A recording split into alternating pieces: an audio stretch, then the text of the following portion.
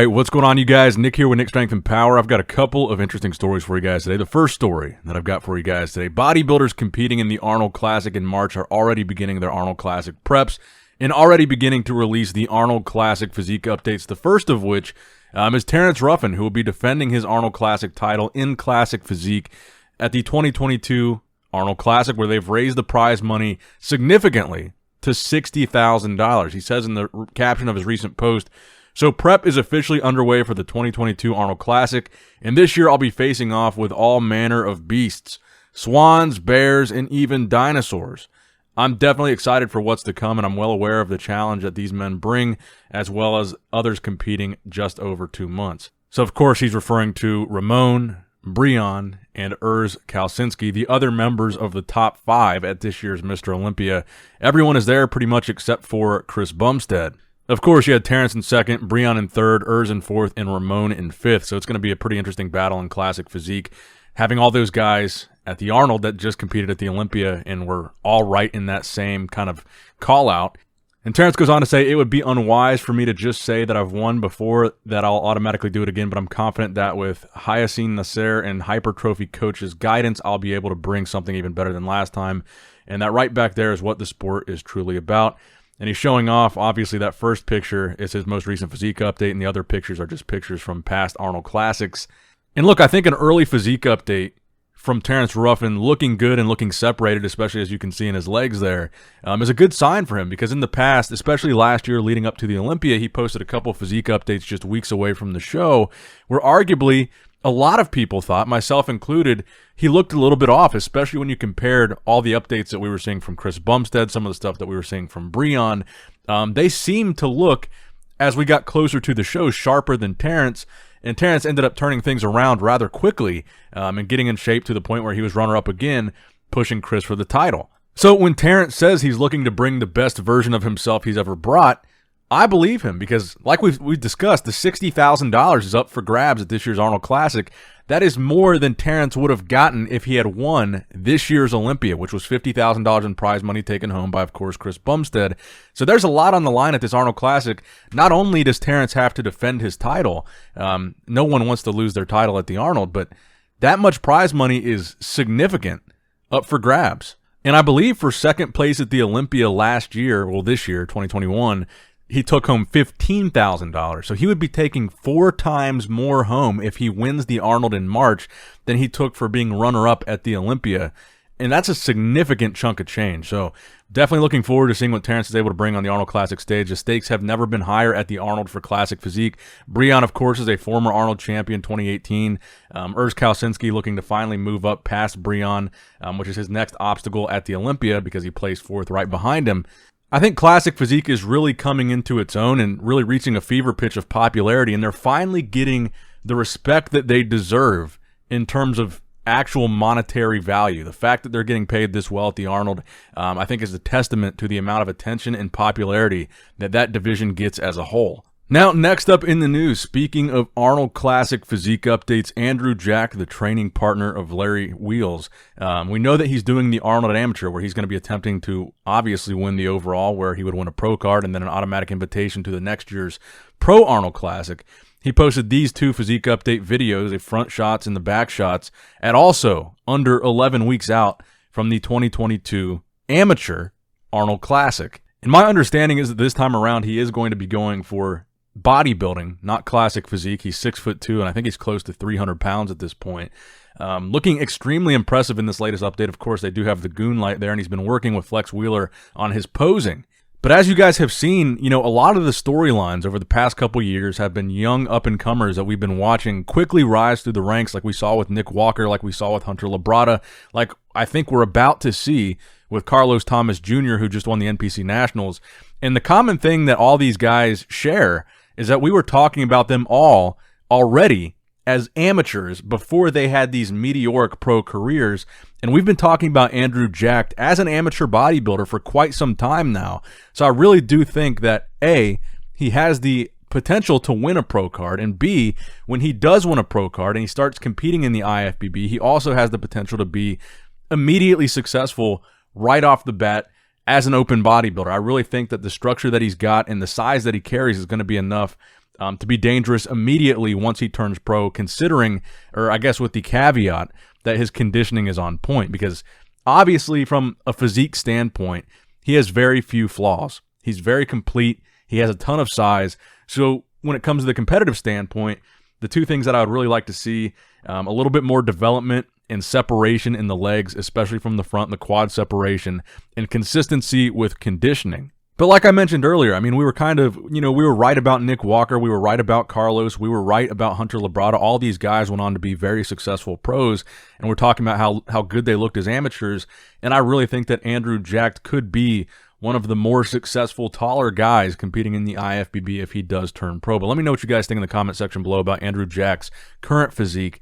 I, for one, I'm very impressed with what he's been able to do over the past couple years. He's been competing mostly in overseas competitions, but he is very impressive. And I really do expect that if he does do the Arnold Amateur, he has a really good shot at actually winning the show.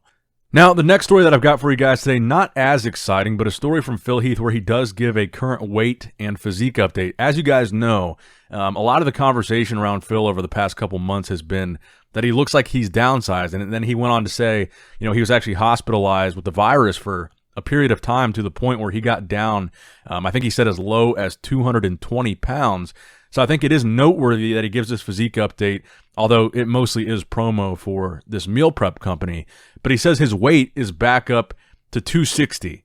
So he's put on 40 pounds. So he's back to, I think, a little bit closer to where he would normally be walking around in the offseason. I don't think Phil was ever really a guy to get up, 275, 280. So he's probably pretty close to where he normally was in the offseason. So I include that in this video to say, maybe Phil's not done. He's never had a retirement speech. He's never officially confirmed that he's retiring. He's never confirmed that he is trying to downsize and step away from the stage, even though it looked like he was. So for those of you Phil Heath fans that want to see Phil compete again one day, it looks a little bit more optimistic now, the fact that he is in his 40s, early 40s albeit, but he's weighing 260 pounds. He's still maintaining a pretty decent amount of size. So next up in the news, I want to talk a little bit more about NPC Nationals. There's one other guy that I was really impressed with. So we talked about Carlos Thomas Jr., who to me was probably the most important story and bodybuilder of that show because he won the overall, which meant not only did he win his class, which was the super heavyweights, but he also beat the winners of all the other classes, making him the overall champion. But the winners of the other classes earned their pro cards as well. And another guy that I was really impressed with, not in the super heavyweight category, but in the heavyweight category, the winner of that class was Justin Shear. And I was really impressed with him from the standpoint of, A, he has really good structure, and B, he brought really, really good conditioning, pro-level conditioning. Now, Carlos Thomas Jr., the main reason that I was really interested in his physique is the roundness of his muscle bellies, his very unique structure, the small waist, so he had that kind of aesthetic appeal. But the conditioning wasn't as sharp as what we saw from Justin Shear, but I think his shape was better. And by shape, I mean the overall structure of his physique. But Justin Shear, the winner of the heavyweight class, was really the other guy from the national show that earned a pro card, that won a class, that really, really stood out to me as a guy that I think has potential in the IFBB. When we look at a lot of these shows, there's guys turning pro, guys and girls turning pro left and right at a lot of these upper level shows. But very rarely do I talk about them, because very rarely do I feel like, I do feel like pro cards are given out a little bit easier than they were. So not necessarily every person that gets a pro card in 2021 do I think is going to do well in the IFBB. But at Nationals, we saw a lot of really good bodybuilders for sure. But two of them that really stood out to me was Carlos Thomas Jr. and Justin Shear. So Justin Shear, the other guy I wanted to mention in this video, he will be competing in the IFBB. I'm sure we're going to see him very soon. Now that he's got that pro card, I think he's another guy that we need to keep our eye on and be on the lookout for, because he does bring a very impressive level of conditioning. He carries a pretty decent amount of size. He was a heavyweight here, and his structure overall is very good. So for everybody that was asking me, what about this guy? What about that guy? That's my overall thoughts about NPC Nationals. Those are really the two guys, Carlos and Justin, that really stood out to me. The other class winners, like I said, were good as well, and we talked about the guy that maybe should not have competed, that a lot of people were talking about, kind of controversial. If you didn't see that video, it's the last video on this channel. Check that one out. But yeah, overall, I really feel that this year's Nationals delivered. I think we got two guys, especially Justin and Carlos, that are really going to go on to do great things in the IFBB. Now, the final story I want to talk about today, the recent physique update that we saw from James Hollingshead, posing under what can only be called absolute goon light. He looks really good here, and he says this is a starting point for 2022. And obviously, James had a lot of hype going into the 2021 Mr. Olympia, and he placed 12th, which I think was significantly lower than a lot of people, probably including himself, expected he would place. So a lot of people are still, waiting and wondering, what is in store for James in 2022? Is he going to be able to deliver on the hype that he's gotten? Because, really a lot of his social media posts, the physique updates that he posts, I haven't seen one that looked underwhelming or unimpressive. He looks really, really good in almost everything that I saw him post leading up to this Olympia and the stuff that he's been posting recently. So a lot of people wonder, what went wrong at this past Olympia? My personal opinion of what we saw from James in 2021 was, to me, he looked flat. And he actually surprisingly looked a little bit small in the callouts that he was in, and I think that was a result of that flatness. Because in these updates, he's got this crazy fullness. He looks really big and he looks grainy, but for whatever reason, he looked flat to me on the Olympia stage. So I still have a lot of faith in James, because that's something that can be controlled, that can be changed. He can come in fuller. He can come in rounder. He can come in bigger. And there's things that he can do to manipulate whether he comes in flat or not. So I don't think it was necessarily a structural flaw. I don't think it was a flaw with the amount of muscle that he had. I think it was just an issue of coming in flat, and I think he can fix that. And I'm still looking forward to seeing what he's able to do in 2022.